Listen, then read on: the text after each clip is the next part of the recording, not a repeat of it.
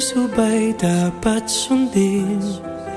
Di ko na kayang tiisin ang sugat ng damdamin.